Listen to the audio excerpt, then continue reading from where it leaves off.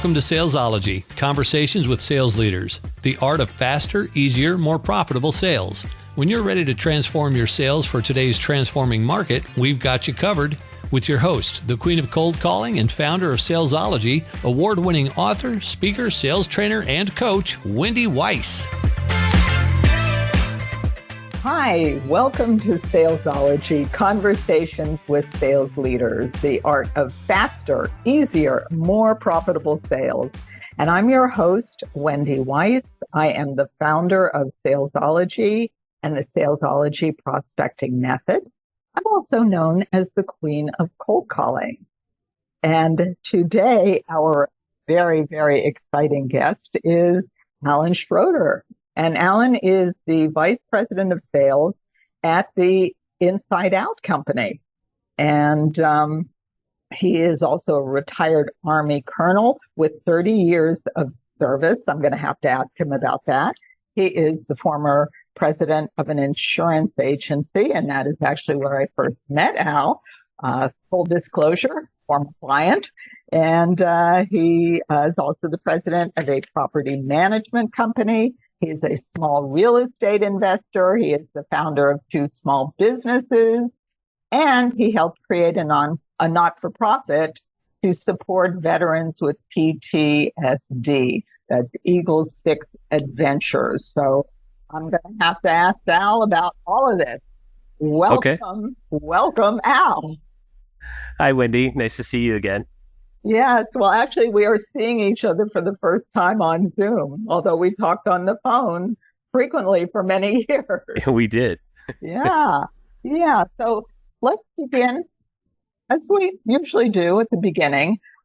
What is the backstory? How did you get into sales? How did you end up being the president of an insurance agency and a property management company, and now you've moved on to a construction company? Just tell us, what is the Al Schroeder story? Oh, well, so I'll start off as a little boy. I wanted to be a soldier. That's what I wanted to do, and so my plan was to go to finish high school, go to college, and take ROTC, and I did that, and I went to Northern Illinois University. I went, and then right after that, I received an active duty commission as an armor officer, and I went Fort Knox, and then Germany, and a lot of places in between. And that was my goal. That was my career goal, and I knew it from when I was little, and I got to live that dream for 30 years. At one point, though, you have to get out of the military, and they force you out because you need younger people to get promoted. So I completed my full 30 years and finished as a colonel.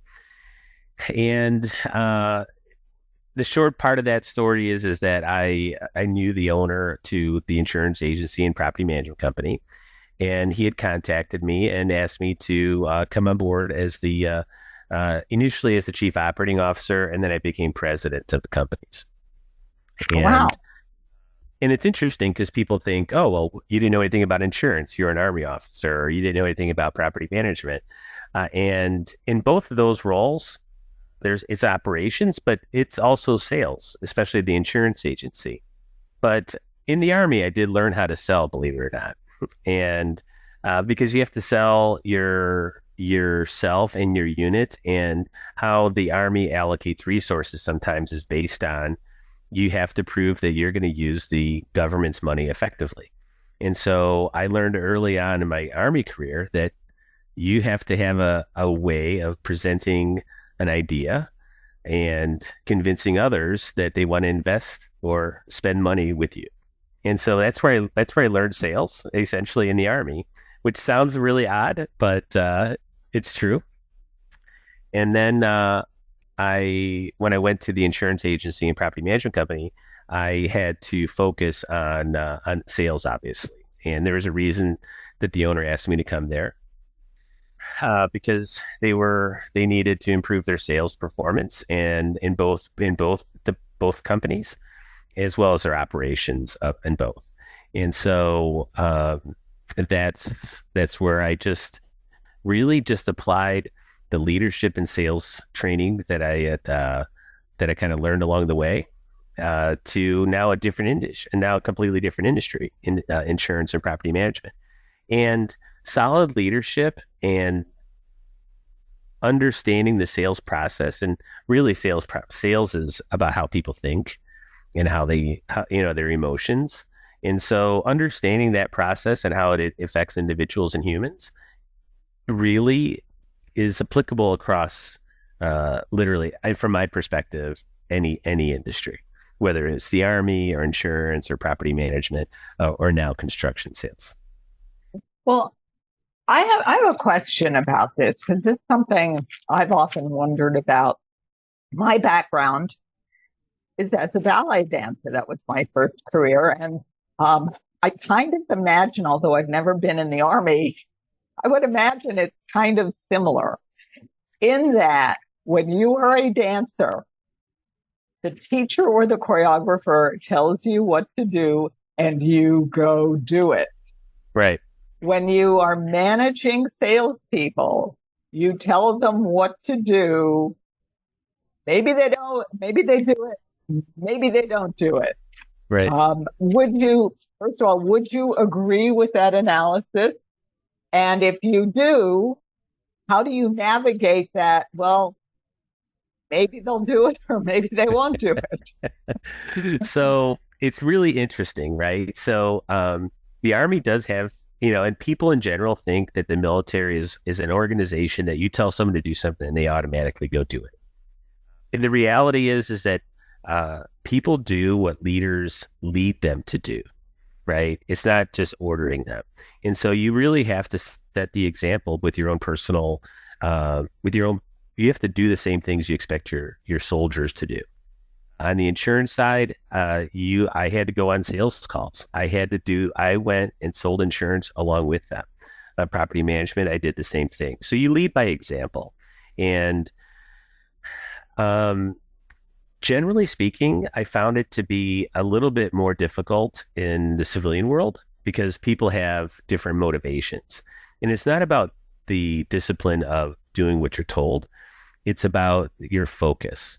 And if you think about who joins the military, these people join because they want to be in it. They really want to be in it. They believe in their heart that they're doing the right thing. And so the vast majority of people there will do what they're asked to do or what they're led to do because they believe in it. It's important to them. What I found in the civilian world is that some people fall into jobs. They kind of fell into it, right? Nobody goes to high school and after college says, oh, I'm going to sell insurance or I'm going to be a property manager, right? Those are two industries that people sometimes just kind of fall into. And so it's a little bit more challenging because sometimes their heart's not in it. And so as a sales leader, I had to first identify people who wanted to do it. And second, provide them all the training that they needed to be able to be successful at it. Third, hold them accountable for everything that they were supposed to be doing to become successful salespeople. And then encourage them as they go through the process of becoming a professional salesperson or property manager. And so it's a little bit more challenging, primarily based on the motivation for some. Like some people are super motivated. Like they like the challenge, they want to win, and those salespeople are pretty easy to manage sometimes. But everybody else, they like the idea of sales, but it's a hard business. And but you have to lead by example. You have to get them training. You have to hold people accountable, and then sometimes you have to make the tough choice for them. So that is all true. I'm curious that when you started at the Inside Out company, because you told me before we hit record that you started in January, right? Did you have an inherited sales team that you started to work with? Were you recruiting and you brought in new people? How did that all work? So yes, to both of that. I did have an inherited sales team of 3 people. There is the owners. They're still heavily involved in the sales, and they're the primary sales people. I did have 3 people on my team that were pretty junior. They'd only been there. One had been there a year. The other 2 had been there probably something less than a year. So they were junior. They had really been without a sales leader for several months when I took the position. And so I kind of looked at them as really starting from scratch, that they were not experienced salespeople. They had some experience in sales. One had a couple of years of different types of sales. The other 2 had none. And so I really had to start with them as saying, hey, they're brand new. Even though they'd been there and they understood the system, like the software system, they understood the process, but they really need to be trained how to be effective salespeople. And so that's why the answer is yes. They were there, but I still had to look at them as new. Okay. So with your emphasis on training, I actually have 2 questions for you. Are you more it sounds like you are more hands-on versus let them figure it out, or just let them loose, go sell.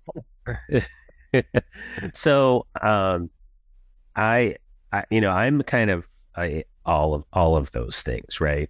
Every single person learns at a different pace, and they learn in a different manner. Some people can take online training. Some people can read books. Some people need to be in-person training. Some people just need to go out and try and fail and learn. And so what I try to do is combine all of those things, because sometimes, generally, people, they don't do a lot of self-analysis to determine what makes them effective. And so they just do. And what I try to do is guide them through that doing process. So for instance, this summer I had my whole team, they're all reading a different sales book. Okay. Everyone's reading a different sales book, and that's a requirement for me. And they're here next month, they're going to be giving me basically book reviews in person to the rest of the team using, PowerPoint or Canva. And what they're going to do is talk about the book they read and explain what they got out of it. Now that's twofold, right? I'm getting to see them have to present in front of their peers. They've had to physically read a book, right? And those are both 2 learning experiences. We're doing some online training. A lot of them don't really know the construction business as well as I think they should. So we're doing a lot of really specific construction type training. So that's online. And then we do some in-person training where I go with them, and then other times I'm just letting them go and report back how they did. So all of the above when it comes to training. Okay. So you are not of the school, I'm just going to set them loose and see what they do for a while. It sounds like you're working with them from day one. So I had to, whenever you go into an organization as the new leader of that organization, you have to spend some time allowing people to continue to do what they are doing. And so you can see, right? You really have to observe and learn about them. Learn what's making them successful, where they need to work on. And so I spent from January until probably mid-April just observing, and that was it. I was giving pointers here and there, but I was really just observing. I had to learn some parts of my job too, especially the technical aspects of it. And so I just observed. And then once I finished, in my perspective, the observation phase, I started developing a training program. And then in July, I started the training program about 6 months in, where I really implemented a specific training program that is like as I described. So did you do any kind of assessments? Because I know certain assessments are very, personality profiles, et cetera, et cetera. Did you, or everything that you did was simply observing? It was really just observing. I do believe in the personality assessments, and I've gone back and had people do those in my previous positions, and because they're very useful if you use them, right? So when you share that information with the person who took the test, and then you look at your own management style for that person, you can effectively manage 3 to 5 people directly. Obviously, more is there's different levels of chain of command or of management, but you can spend time to really learn how to manage those 3 to 5 people effectively if you're dedicated to your craft as a leader. All right. So what would be your advice then for someone that is managing a sales team that either they've kind of inherited or maybe even they're simply recruiting and they have new people? What would be your advice for someone in this position? So taking over a sales team that's already in existence, I would definitely recommend spending a few months getting to know your team, observing them, becoming good at what you do, right, within that organization. Because there's salespeople that go from, like, look at myself. I went Army, insurance, property management, construction. And those are wildly different arenas. And they have different methods of selling in each one of those. And so I would recommend, if you're taking over a team, just observe, find out who's, how they're operating. Are they effective? What are their weaknesses? What are their strengths? And then develop training programs that are individualized for each one of them. If you have the bandwidth to do that. If not, you can also just develop a training program that encompasses all the different ways people learn. And I think that's what I would do on an existing sales team.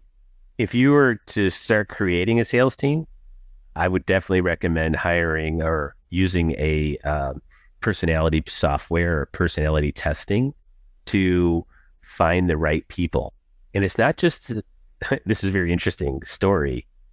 I was using personality testing, and what I was hiring people that came across as great salespeople. The service would tell me this person is going to be great. They're scored super high, et cetera, on 30 different personality traits. And then, but some of them are failing. And I found myself very irritated with some of them. And so what I did was I took the personality test myself. And then I overlaid the results of my personality test on the salespeople who were successful with me and the people that had failed, right? Or I had failed them. As a leader, you kind of look at yourself as, are you part of the problem, right? And let me interject that I love that, because if sales teams are failing, it's probably the manager's fault. So I love that you said that. Yeah, absolutely. And so I had some people that were failing, or I had let go or had quit. And I looked at all of their personality tests and compared them to mine. And there is one key element that was such a glaring, it was super obvious after I read it, but I was oblivious to it while I was in it. And it was this, is that I had been hiring people that were really should have been very good salespeople. But my personality and my leadership traits are that if I tell somebody or ask somebody to do something, I assume certain things about them, that they'll run with it and take off. And but the people who had failed with me were the people that needed constant reinforcement. They need to be checked on regularly, not just on a one-on-one, but they had to be managed very directly. And that's not my personal style. And so I found that either I was going to have to change, or I was going to have to stop hiring people that needed a lot of management. And going back to my Army days, I was an armor officer, but I spent most of my time in cavalry units. And it's a whole unique part of the Army, but you're expected to operate on your own without a lot of direction. You're supposed to be given a mission and go execute it, not be told every step of the way of what you're supposed to do.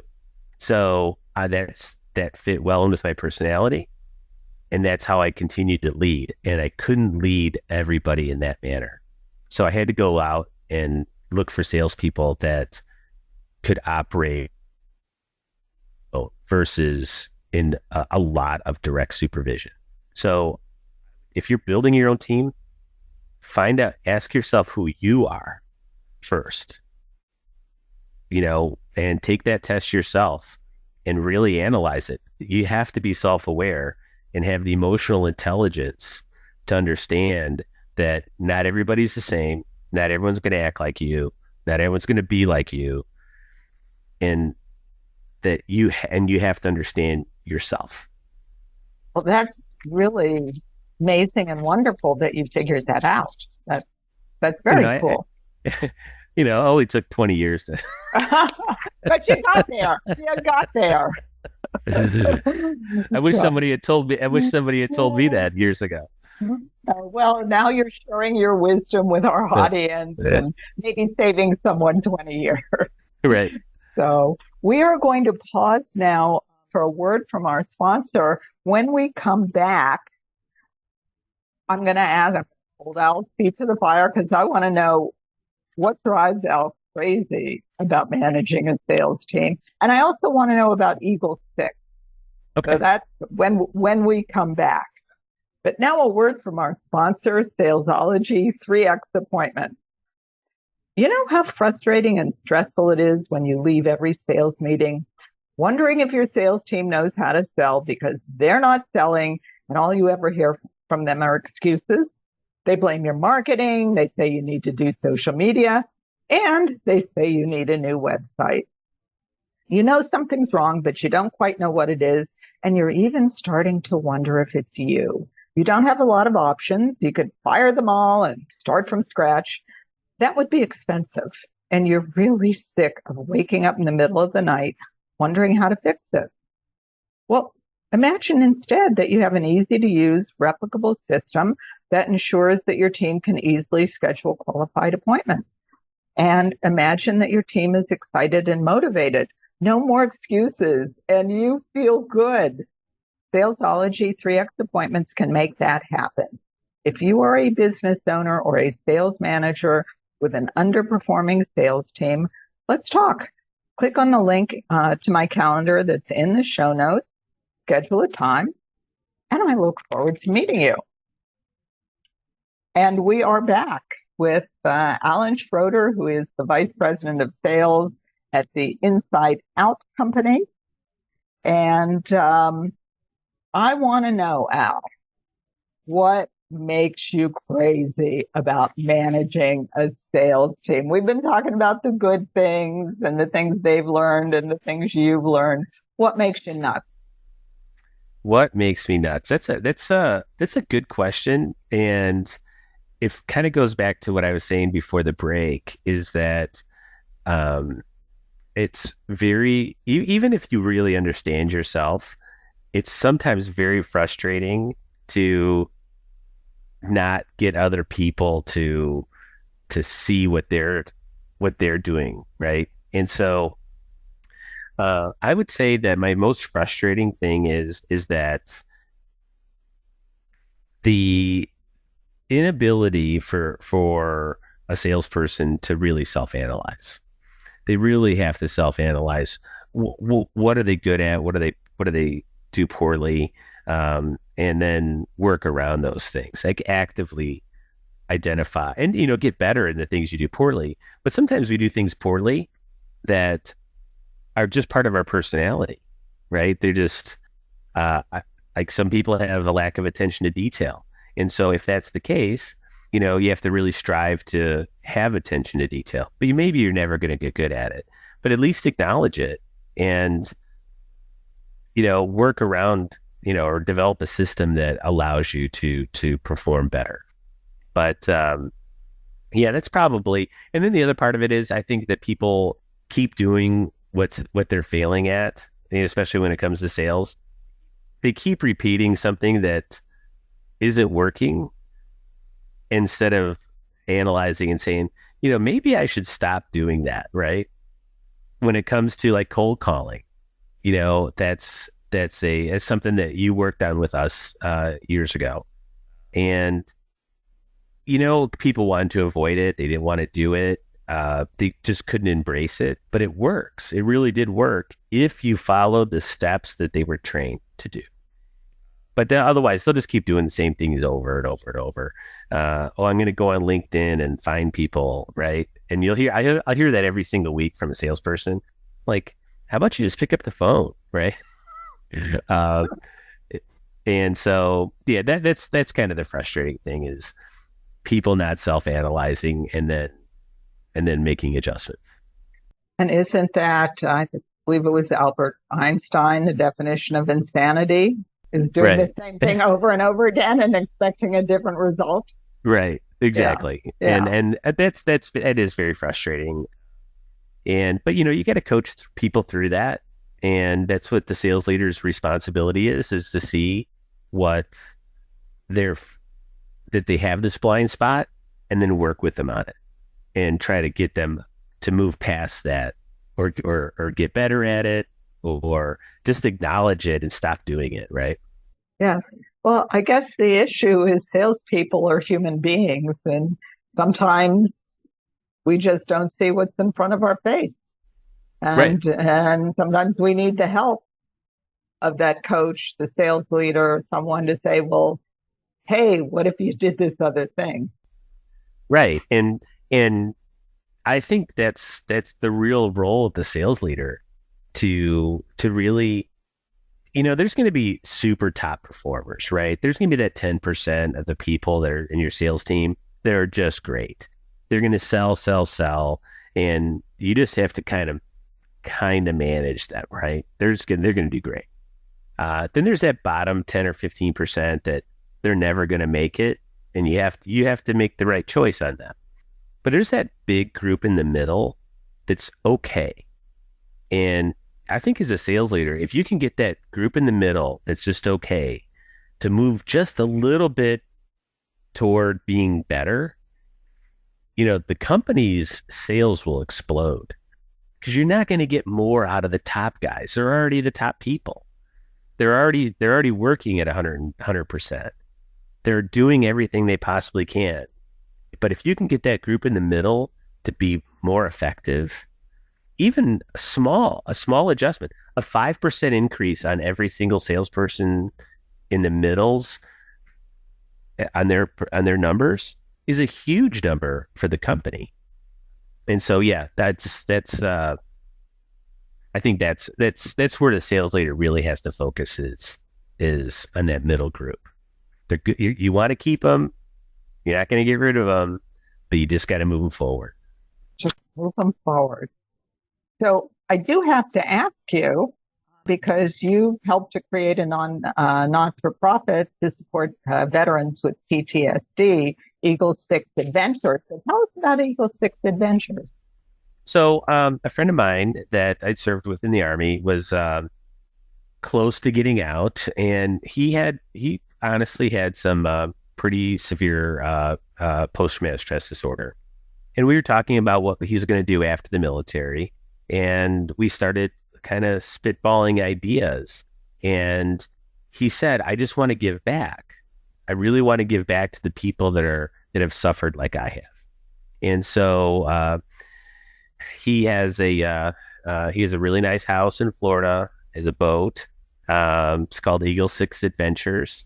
And what he does is he takes veterans and their families out for excursions in not all the way out in the Gulf of Mexico, but into like the Bay areas.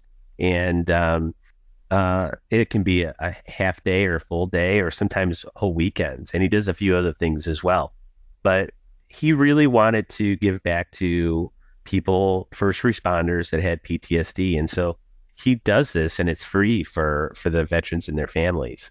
And through fundraising, we're trying to get it to the point where they can come in from the weekend and where they can fly in, stay in a hotel, and then enjoy this weekend. And it's really just to be around. And sometimes it's just, my friend Stacy and the veteran. Sometimes it's their families. It's whatever it is that's going to make that person feel good and be around somebody that has the exact same experiences that they may have had. So it's eagle6adventures.com if anyone wants to donate. It's a great cause, and the website can kind of fill you in on all the rest of the details there. Absolutely. And we are going to put the link to eagle6adventures.com, and that's number 6, Eagles, number 6, Right. adventures.com. Yeah. We're going to put that in the show notes. So as soon as you finish listening to this podcast, please do go to the show notes, click on the link, learn about Eagle 6 Adventures, and please do also make a contribution. I know I'm going to do that so that we can help veterans of PTSD. It's like, what a wonderful thing you're doing. So, when we have a similar experiences, I know you were a ballet dancer, and Yes. I started. My daughter taught ballroom dancing, and so I a few years ago got into ballroom dancing myself. And I'll tell you, and this is really, it's kind of related to salesology. It's selling, right? Is that my daughter, because it was kind of a sales job what she was doing. So we talked about sales, but as a leader, at my age, I started to learn something new, right? Absolutely new. And when you do something like that, it's a humbling experience. And you have to work really hard at it. And as you know, as a dancer, of course, you were a professional. I was just, dancing, twice a week with my daughter and another instructor. But you have to have the discipline to learn how to do some of these things. And it's applicable to sales in that it's hard. You have to become self-aware. You have to really be dedicated to it. And again, it's humbling. And as a leader, learning something new made me really start to think about my staff that's new and say, yeah, learning something new is not the easiest thing in the world, right? So to be really effective in sales, or really a lot of things in life, you've just got to get out of your comfort zone. And that's one of the things that the dancing, the art, they get you out of your comfort zone every single day, because you're never going to be perfect. Even if you're a good dancer, you could be a better dancer. Well, it's funny because when people see me or know me, they're like, "You do what?" But it was an opportunity to really connect with my daughter, and I was able to. But it was so much bigger than that, right? It's connecting with a part of your body and mind that I probably never have done before, and just really having to concentrate. It was a great experience to do that, and I'm still doing it to this day a little bit. Well, good for you. Good for you. Every time I talk to you, Al, I always ask you about your dancing daughter, and I think of the Fred Astaire movie Swing Time. Right. So Al, where can people get in touch with you? If somebody wants to reach out, how can people get in touch with you? Well, Inside Out has a website, so it's a great place. I think you can find that in the show notes. My LinkedIn profile, we'll put that in the show notes as well. And those are probably the two easiest ways to get a hold of me. But it's probably the most effective as well. Hey, yes, and Al is indeed correct. We are going to post insideoutcompany.com The company website will be in the show notes. We're also going to post the website for eagle6adventures.com in the show notes. And if you want to reach out to Al on LinkedIn, that's going to be in the show notes as well. So, listening to this podcast and then go to the show notes and click on all of those links, and you'll be glad you did.